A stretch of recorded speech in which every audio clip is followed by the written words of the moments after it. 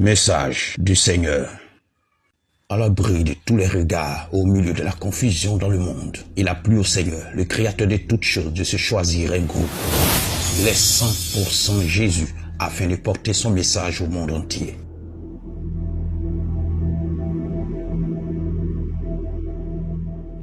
Qui sont les 100% Jésus? Les 100% Jésus sont un groupe de personnes dont le Seigneur a réveillé l'esprit en rapport avec son puissant et dernier réveil qui précédera sa seconde venue pour être obéissant à toute sa parole. Puis, il leur a donné un mandat que voici.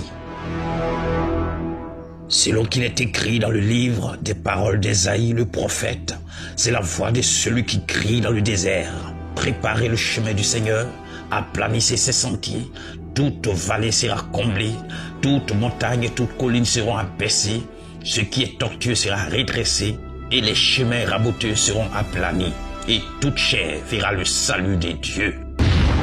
Luc chapitre 3, du verset 4 au verset 6. Fortifie-toi et prends courage, car c'est toi qui mettras ce peuple en possession du pays que j'ai juré à leur père de leur donner. Fortifie-toi seulement et aie bon courage, en agissant fidèlement selon toute la loi que Moïse, mon serviteur, t'a prescrite, n'étant détourné ni à droite ni à gauche, afin de réussir dans tout ce que tu entreprendras.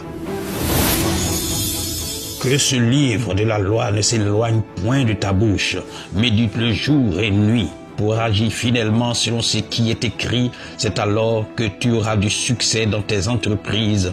C'est alors que tu réussiras. Ne t'ai-je pas donné cet ordre? Fortifie-toi et prends courage. Ne t'effraie point et ne t'épouvante point, car l'Éternel ton Dieu est avec toi dans tout ce que tu entreprendras. Josué chapitre 1er, du verset 3 au verset 9.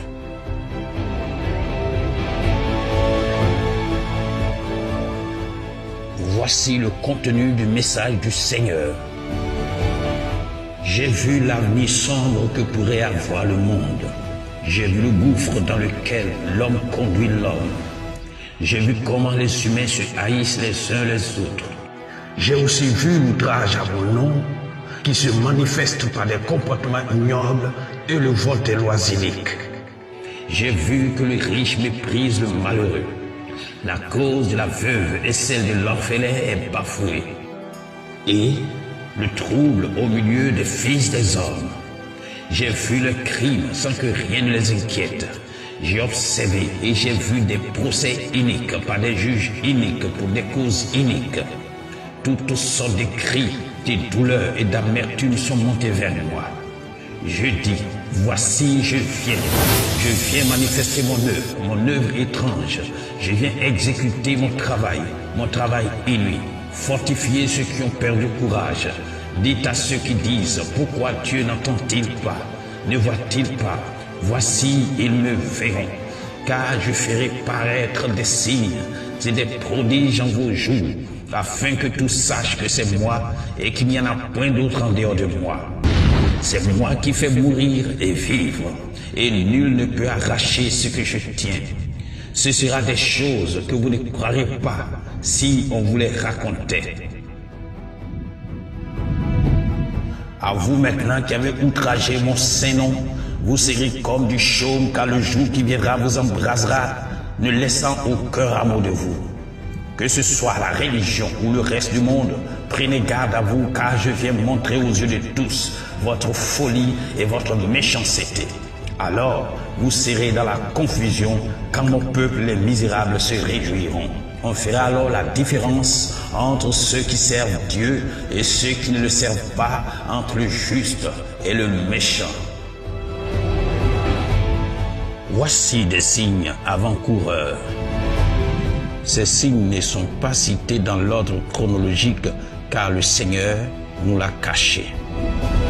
Signe 1. Accession d'une femme au pouvoir d'État aux États-Unis. Signe 2. Attaque des États-Unis et engloutissement de Los Angeles sous les eaux. Signe 3. Guerre des procurations à l'échelle mondiale dans un pays de l'Afrique de l'Ouest.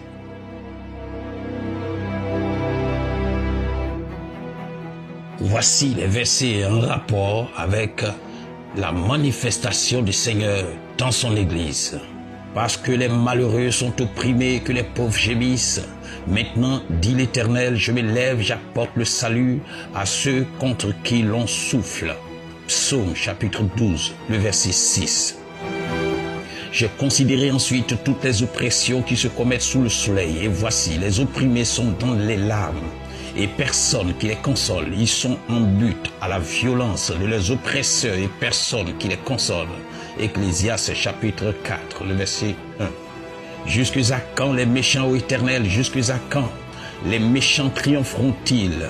Ils discourent, ils parlent avec arrogance, tous ceux qui font le mal se glorifient. Éternel, ils écrasent ton peuple, ils oppriment ton héritage, ils égorgent la veuve et l'étranger, ils assassinent les orphelins et ils disent, l'Éternel ne regarde pas, le Dieu de Jacob ne fait pas attention. Prenez-y garde, hommes stupides, insensés, quand serez-vous sages? Celui qui a planté l'oreille n'entendrait-il pas? Celui qui a formé l'œil ne verrait-il pas? Psaume 94 du verset 3 au verset 9. Car il y a pour toute chose un temps et un jugement quand le malheur accable l'homme. Ecclésiaste 8, le verset 6. Fortifiez les mains languissantes et affermissez les genoux qui chancellent. Dites à ceux qui ont le cœur troublé, prenez courage, ne craignez point, voici votre Dieu. La vengeance viendra, la rétribution des dieux, il viendra lui-même et vous sauvera. Ésaïe chapitre 35, du verset 3 au verset 6. À vous maintenant, riches, pleurez, gémissez à cause des malheurs qui viendront sur vous. Vos richesses sont pourries et vos vêtements sont rongés par la teigne. Votre or et votre argent sont rouillés et le rouille s'élèvera en témoignage contre vous et dévorera vos chairs comme un feu. Vous avez amassé des trésors dans les derniers jours.